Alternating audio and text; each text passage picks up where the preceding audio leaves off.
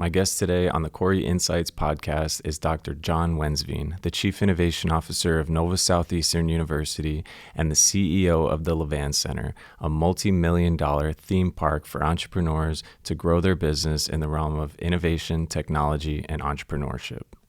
The first thing I really wanted to get into is you are a PhD, right? Right. So you're a PhD. Yeah, you're the CEO of an entrepreneur technology innovation center. So a lot of times academics and being an entrepreneur are at like opposite ends of the spectrum, right? Couldn't be more correct.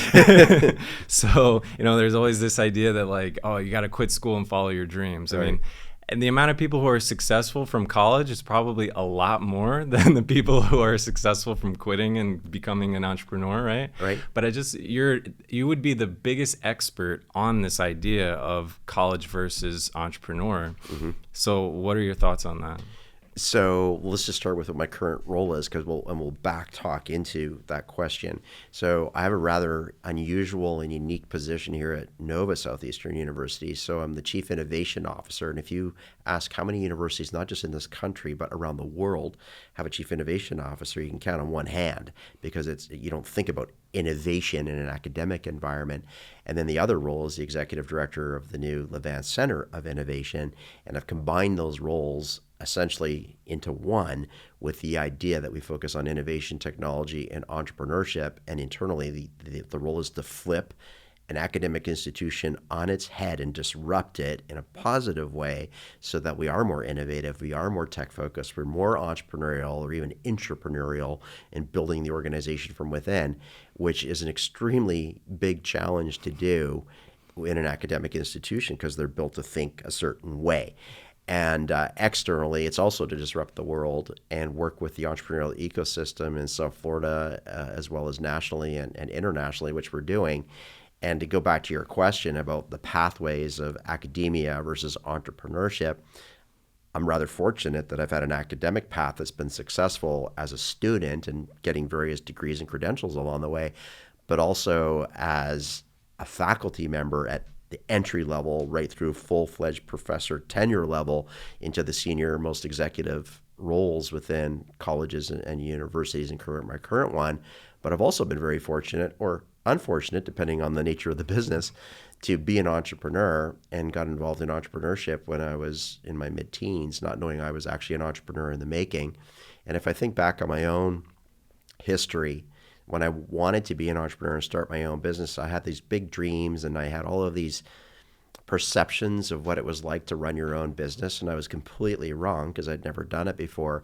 And I had a lot of failures. And one of the most important things you learn in entrepreneurship is that you will fail more than you succeed in most cases. There's always an extreme case of that. And the most important thing to learn from that is that you have to admit your mistakes, because that's what you learn from. And if you don't, then you're never going to be successful. And I use that as part of my daily life. I make a mistake, hard to admit it, but you got to do it. And then you figure out how to plug the holes and move forward. And if I had followed the entrepreneurial journey without any academic support whatsoever, I have no idea if I would have been successful or unsuccessful. But I will tell you that I didn't have access to certain things. So as I got a little bit older, and I was a bit of a late bloomer, I wanted to be an entrepreneur, but I didn't know exactly what I wanted to do, other than I did have one big wild dream at the end of the day, which successfully was achieved. But I only achieved it because I did go through an academic path and did decide to go and get my undergraduate degree. But I will tell you, halfway through my degree, I was so bored. I didn't want to be there. I hated school. I skipped class. Honestly didn't do very well on exams and different reports or whatever assignments were given to me. And it wasn't because I wasn't smart. It's because I didn't want to be there. I had dreams of being out on the outside and creating businesses and making cool things happen. And then I took a couple of years away from school during undergrad, and I actually matured and accelerated and realized that if I was going to be successful, I needed at least one degree under my belt. Whether I learned something from it or not, it didn't matter. It was the fact that I had a piece of paper that gave more credibility to who I was as an individual, but it made me smarter. And I was able to use that skill set to the point that I realized that I should probably pursue graduate studies too. So I consequently did pursue a master's and a PhD, but I did it in a field that was of interest to me, something I was extremely passionate about and rather unique. And I said, if I'm going to do this, I want it to be something that gives me pieces of paper at the end of the day that nobody else has, so that I'm marketable and that I am able to open doors and people are going to believe in me. So I pursued a pathway in international air transport. It was a degree that was mixed with management and business and strategy and a little even engineering in there. And I'm not an engineer, but that was part of my coursework. And I came up with something that was rather unique in terms of my research that later on could be used as an entrepreneur. And I actually did use my findings to do something in the world of aviation and actually create businesses and develop a reputation in a certain area. If I didn't go down that pathway, I wouldn't be sitting here having this chat with you today. I have no idea. It might have been good, it may have been bad, but the one thing I've learned, no matter what, and it's not education that taught me, it was experience, and I'm a full believer that experiences are what you need to gather to learn. That experience changed my way of life for the good or for the bad, and that I make all of my life decisions based on experiences that I've already had. So a little bit of history helps forecast what the future is going to be, and I've learned that I'm resilient no matter what. And when you fall off the horse, and I come from a horse business. I grew up in that business as a young child. You always get back on it, no matter how scared you are or how much you hurt. And I think that's how I live my daily life and try to emulate that around the people that I work with. But going back to the root of the question, entrepreneurship is one path, education is a different path. A lot of people that go the education path find it very difficult to be a successful entrepreneur because they're learning more of an academic way of doing things. With that said, if you go into it with an open mindset and you're studying the right materials and using the networks that you're developing, you can be a very successful entrepreneur, but also realize you're going to fail along the way.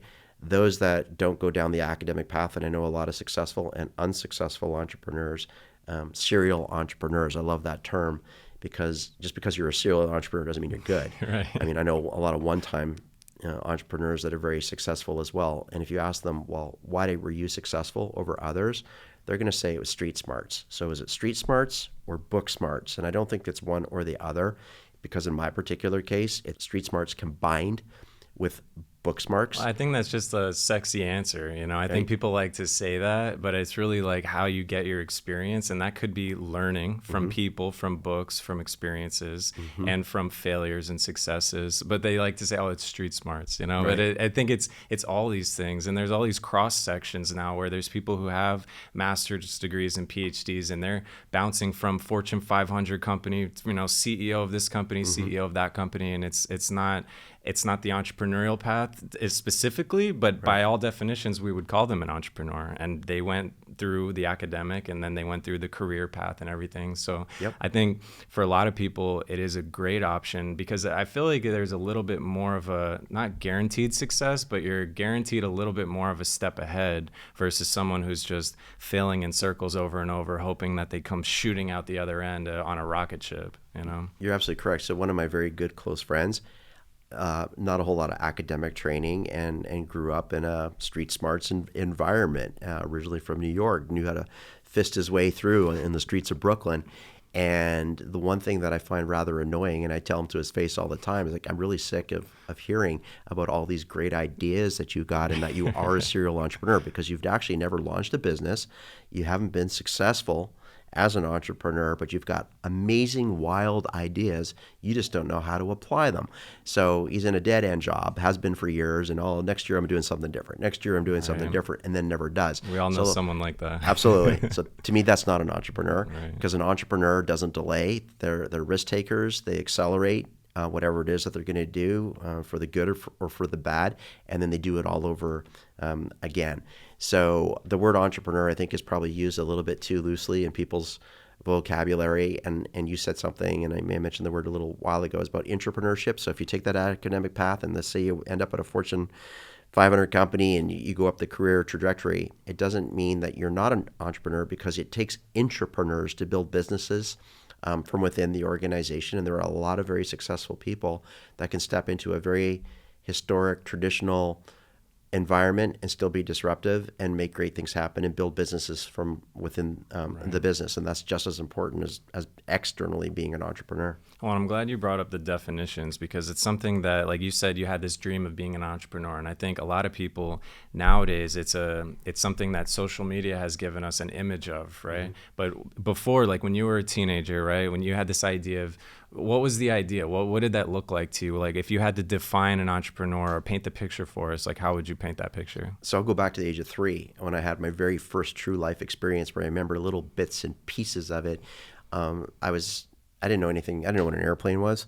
And at 3 years old, my parents had dressed me up in a U.S. Air Force flight suit, and we were departing on an airplane from Vancouver, British Columbia, Canada, where I was born and raised, to go to Honolulu, Hawaii, on a big bright orange 747. And as it was taxiing to the runway, there was an engine fire, and the aircraft came to a stop.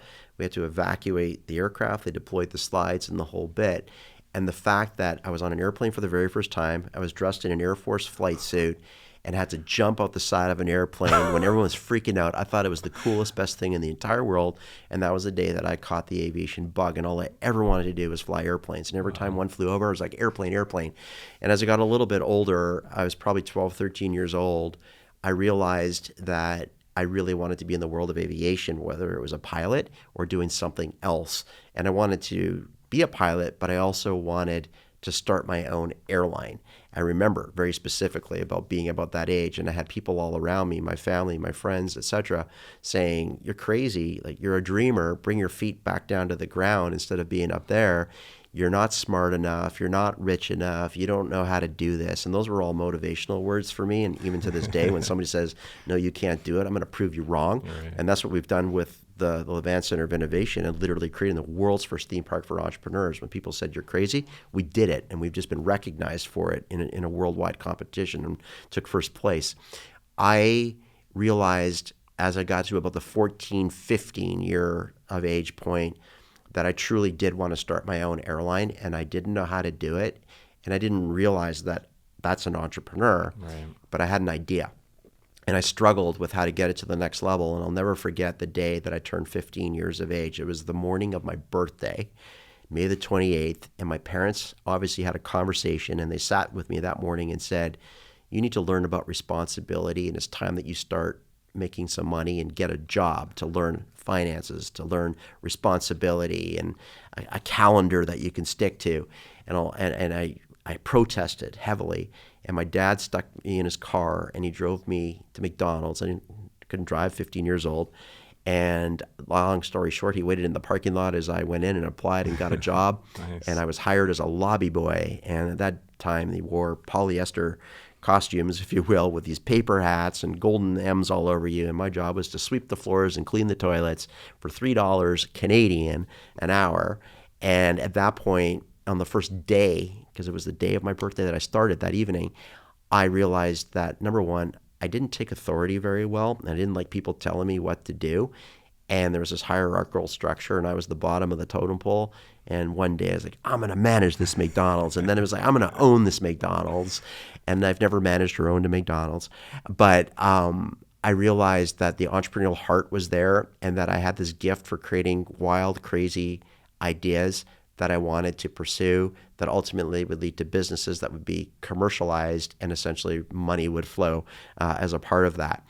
So it was that 15 years of age pivotal point when I realized I really want to be an entrepreneur, and everything I did from that point onwards was, how do I do it? And it actually became a method of survival, because I had to be very independent. And to speed up a little bit, when I was about 18 years old, we used to go up to this summer place that we had, and my parents said, "If you're going to come with us on this during the summers, then you better find a way to support yourself so that you can pay for your school," because there was an assumption you're going to university no matter what, and we're only going to support you a little bit, the rest is on your own. I ended up working for this small little parasail company, and they had a boat and a little Zodiac with a 9.9 engine on it, and 2 parachutes, a 300-footer and a 500-foot line. And I ended up working that summer for the parasail company, and it was interesting, and I loved it. The next year, I figured out a way to buy the company because the family was moving on to other things as their children got older. And I acquired the company. I got a little bit of money fronted from my dad, a little bit of money working at the local hamburger stand on the beach, and whatever I could do to put my pennies together, hired my friends for free. And that summer, we actually scaled the company, and I ran that for about 4 years, and that paid for my entire undergraduate degree. Wow. And I didn't have to work during the year except during the summers, and like 2.5 months really of work. And then that afforded me the opportunity to pay for most of my undergraduate, leftover bills that I had, and then onto my graduate studies down the road, which became a very healthy bill. And it took me about 13 years to pay my graduate studies off. And I was forcing myself to be an entrepreneur and create different ways of generating revenue through my own small businesses at the time. That's amazing. So if you could say that the entrepreneur is a desire to create and lead, or is it just to create? It's a form of artistry, right? Because like painting, writing, music, it's this desire to create something. But when you're an entrepreneur, you're creating something that is what? Is it just have to do with numbers and business and money, or is it the services for people, or is it to lead people? Like, what do you think? That's a really interesting question, because a true entrepreneur is going to get bored really easily once they've accomplished their main goal. Entrepreneurs generally are people that create big ideas and then figure out strategies to make them happen. So they design it, they build it, they implement it, and then typically run away, because at that point it's a different mindset. So how do you scale a business? It's usually a different set of skills and background. So you hire other people to bring in, and they take the business to the next level. You exit and you go and do it all over again. And most entrepreneurs say, I'm never going to do this again, but it's in their blood, their DNA. They just have to. And it's so exciting, because the thrill is about addressing a challenge or an opportunity, coming up with a solution, and then commercializing it. And the rewards come with that down the road. Others that say, I'm an entrepreneur, and you ask them, well, what is it that you want to accomplish? I want to be rich. That's not really an entrepreneur. That's not the heart of an entrepreneur. The rich, the wealth comes with it if you're successful, but that shouldn't be the main driving goal. It's about your passion that drives you, and then putting a team of people around you at the same time. And I learned that the hard way. Yeah, I wanted to be rich, but I lost focus. Rather than being somebody that's fairly well off, to how you get there. And I didn't know how to get there. So I took that piece off the radar screen at some point, and naturally I'm always told it'll happen, and it may or it may not. But I was all about the building, and I'm a build person. And even in the environment that we're in right now, we've designed and we've built, and you've been with it from the beginning of the journey. You've seen the progress. But am I the person for the long-term future to take it to the next level?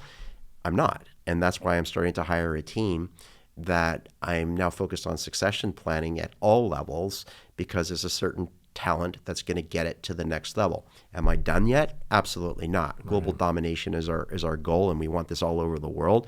So how do you create the plan to essentially create a franchise model or a license agreement model that's representative all over the world?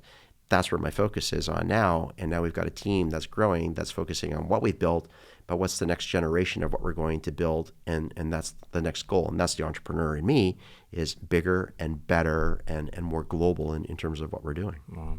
So that brings up a really good point with sharpening your axe versus cutting down the tree, right? Mm-hmm. So working on yourself, working on the traits, working on the research and learning the things that you need to learn to do the thing that you're trying to do versus doing the thing, right? There's procrastinating, where you're just sitting around and you have this idea. Then there's procrastinating and learning, right? You're just learning so much, and you're watching videos, and you're getting hyped about it, but then you're not actually doing it.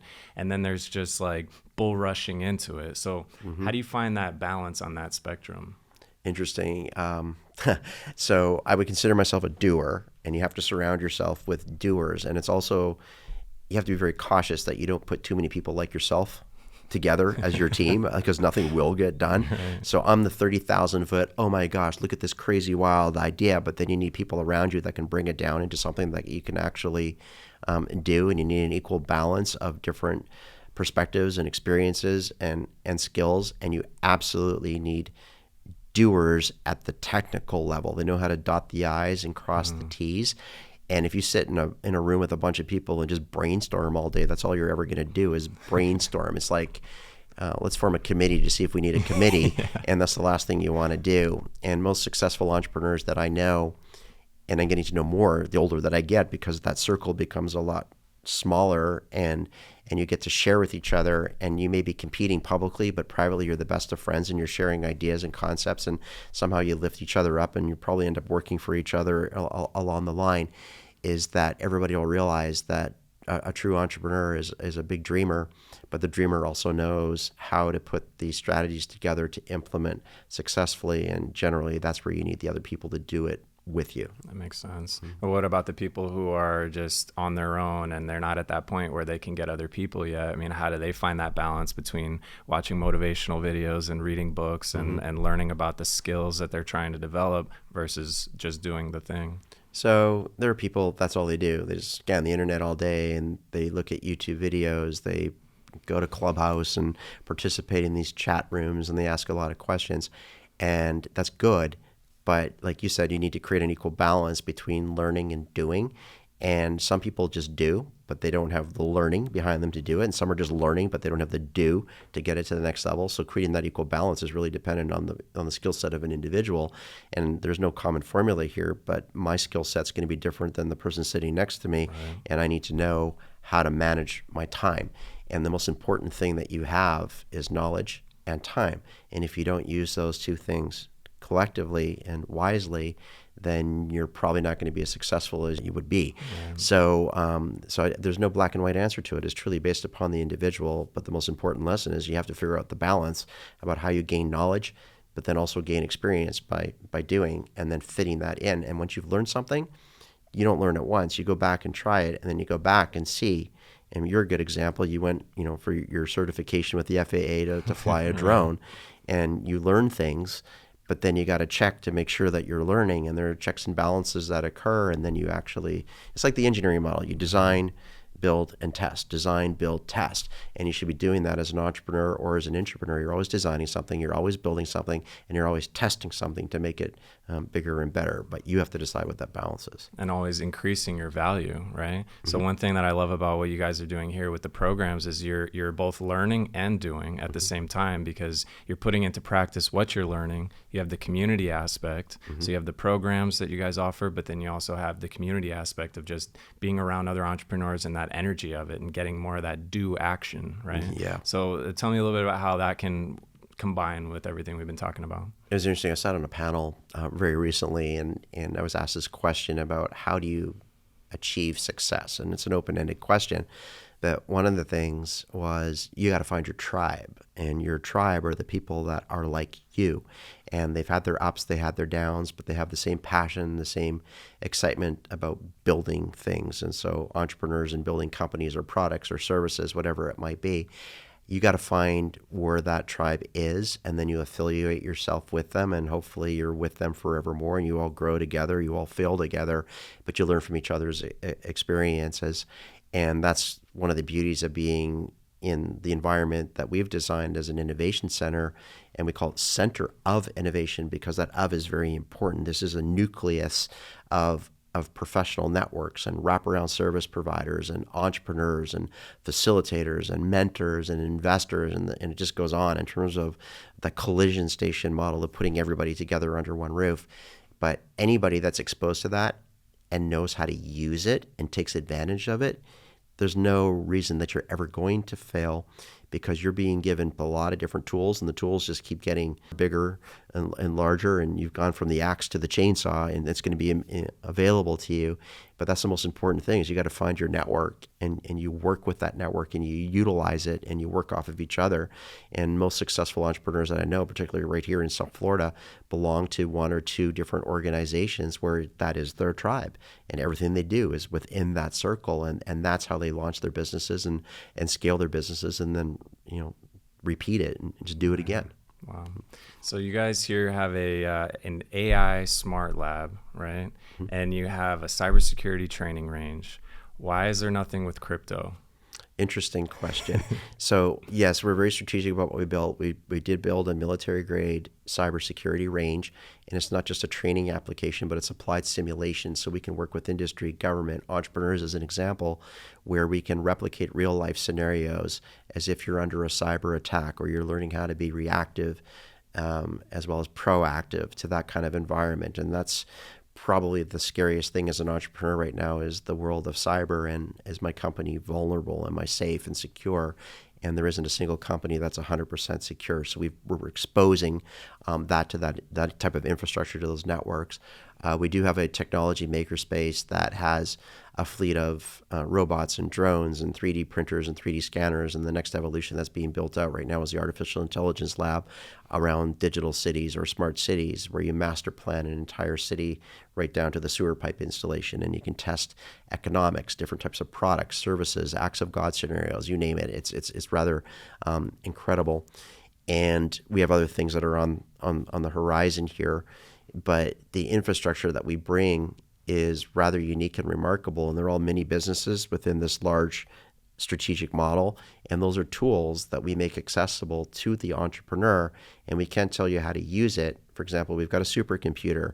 We're on something called Florida Lambda Rail. It's a 100 gig per second fiber optic cable line where you can build and send information that you can't do in a traditional home or basement where you're launching a company, a media production studio like we're sitting in here today.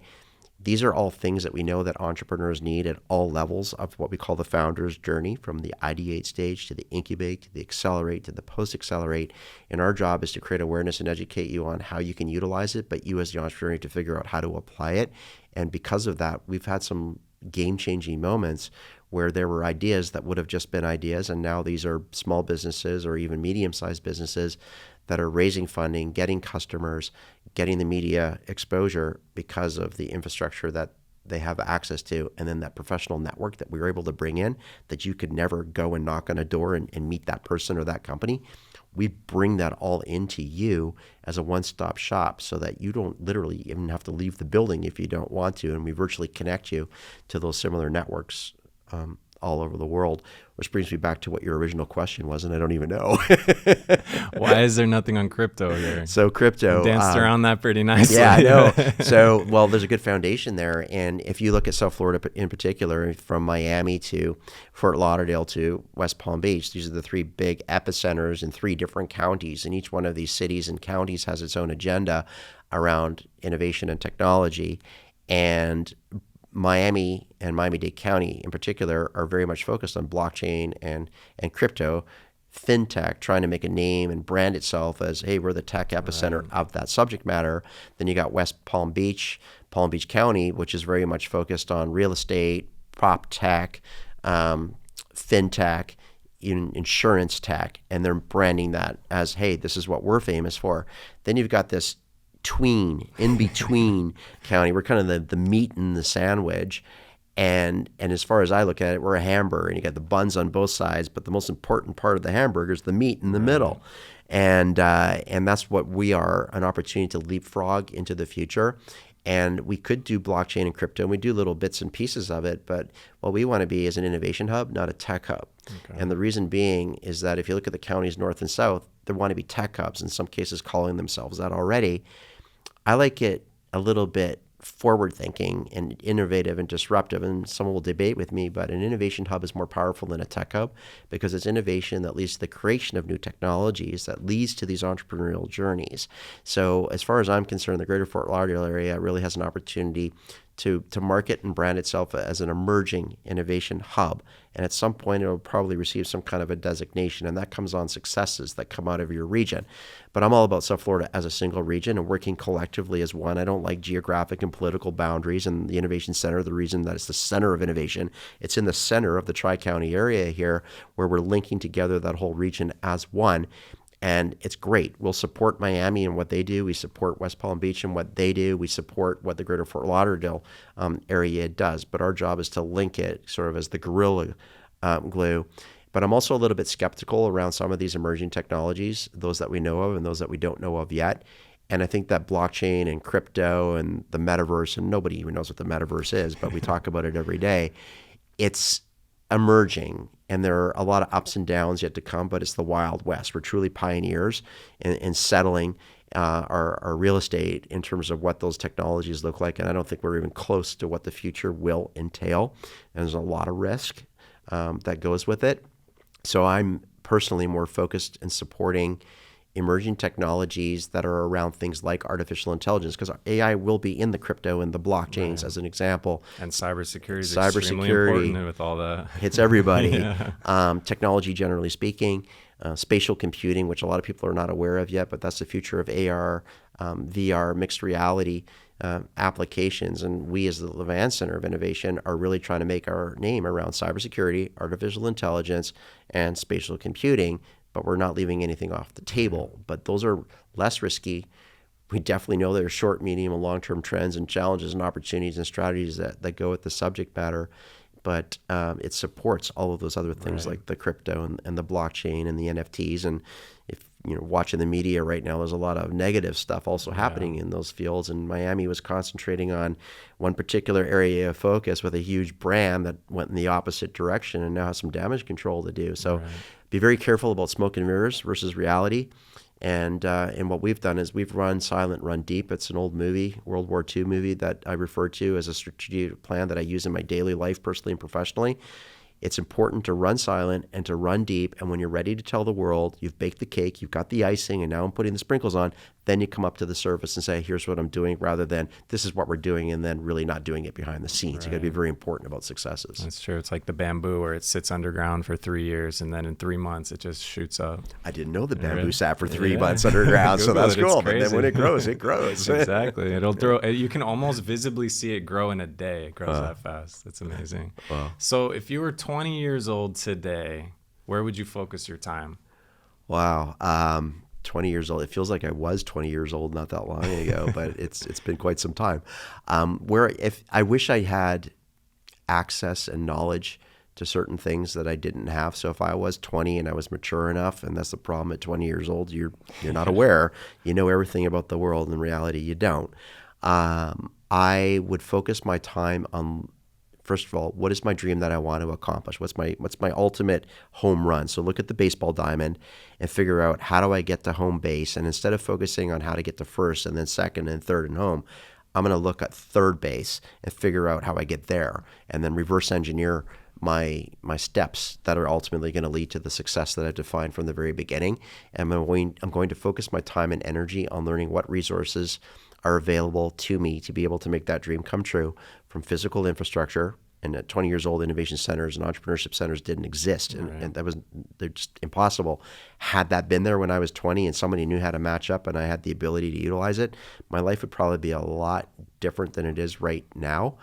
But who knows what that would look like. But I want to focus on the tools that I need access to, the network that I need access to, that would allow me to achieve that dream. Yeah, that makes sense. If I could do it at 20, it would definitely be something around AI, because you see like these advancements every week. It seems like something. I just saw one that was an AI that could write a movie for you based on like a 2-line sentence, and a whole movie out of thin air. So, and then there's another one I saw that can do computer code based on a couple of parameters. So when do you think AI will dangerously start replacing, not the Terminator scenario, but it would start replacing people's actual jobs? Yeah, so you bring up a good point.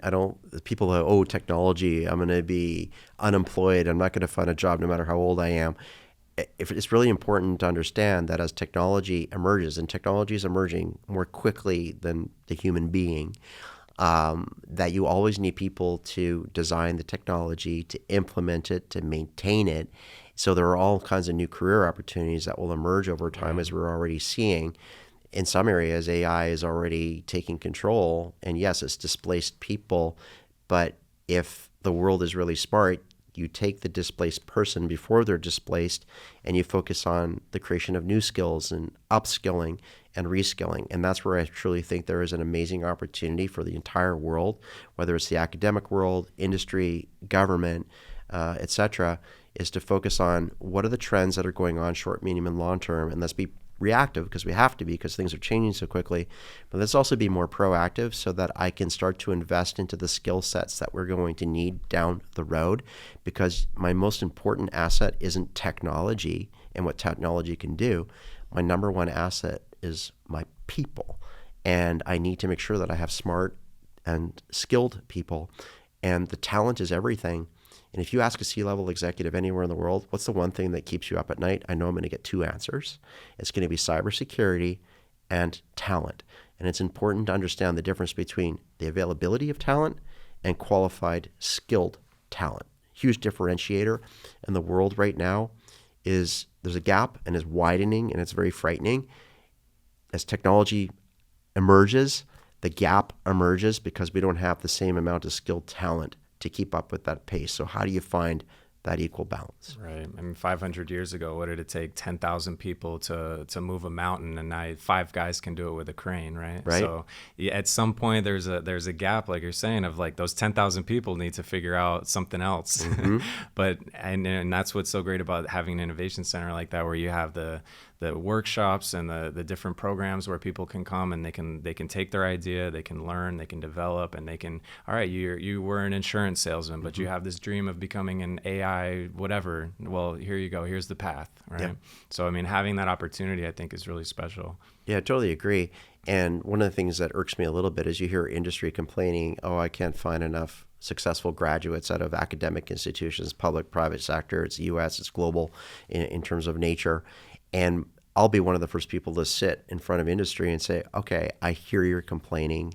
Maybe we don't have the right programs in the academic world, or we haven't sunset programs that are no longer relevant, or we're not creating new programs that are better supporting industry needs.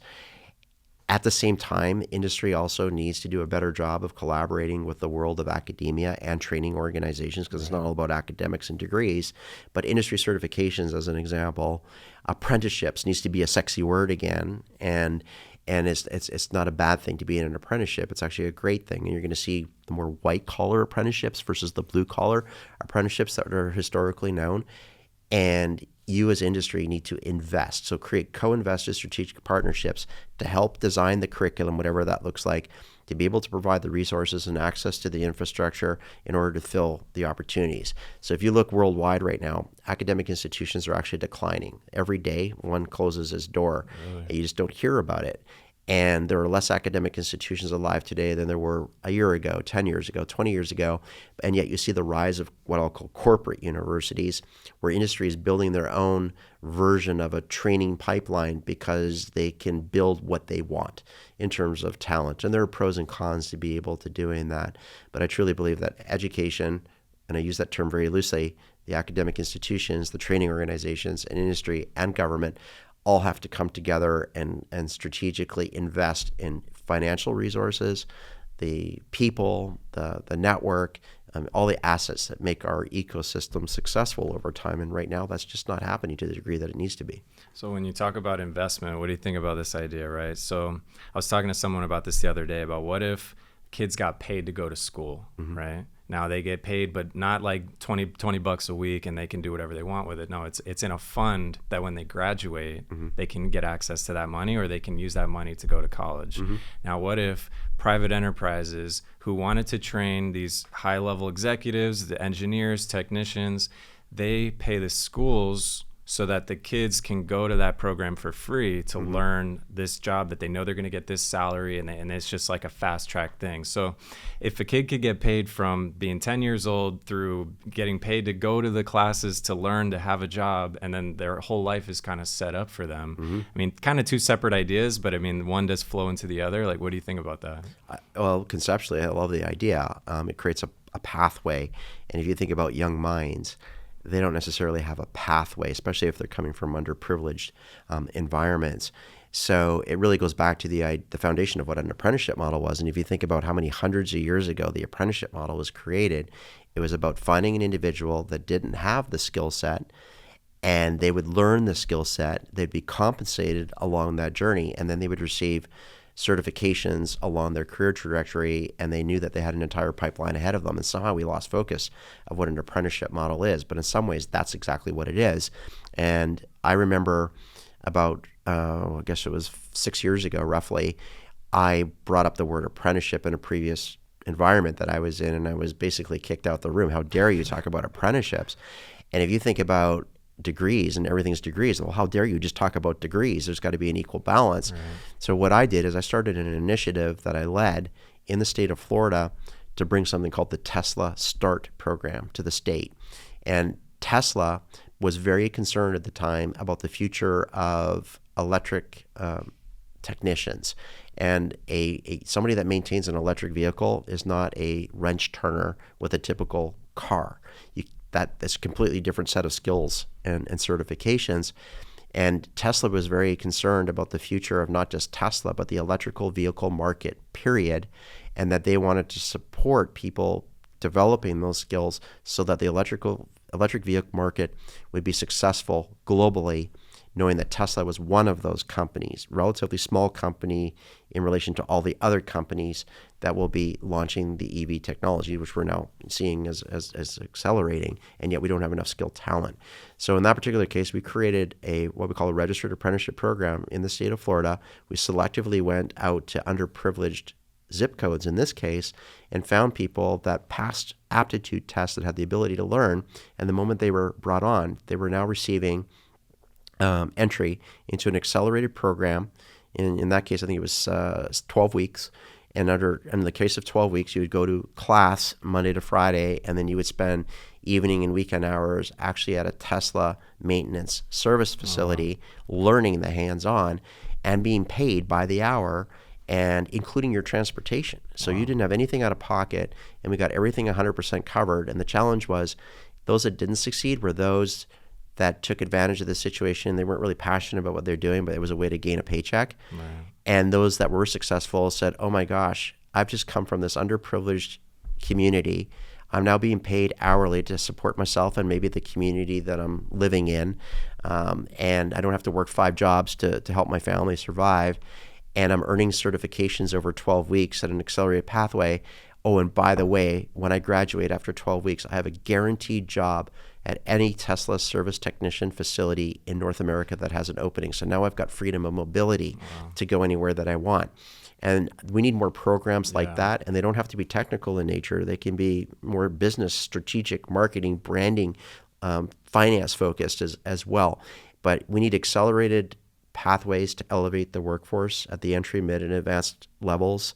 And I think that it's going to take a long time, but we're gradually starting to see that change because we have to. We're being forced to react. And am I concerned about the future? I am concerned about the future because I don't think that all the stakeholders are together sitting around the same table, and they may know each other and share the same bagel and coffee in different venues, but they're not doing it together. Right. And we need to figure out more movements where we can get the right stakeholders together so that we are successful long term. And there's some short-sightedness because I know when I went to high school, I did 1 year of the technical school, right? So there's this structure there that we're talking about where you can learn to be a chef, or you can learn to fix cars, or do these important jobs. And I actually did the culinary one, right? Which was awesome, working in a industrial kitchen, learning all these different things. I mean, some skills I still know today, right?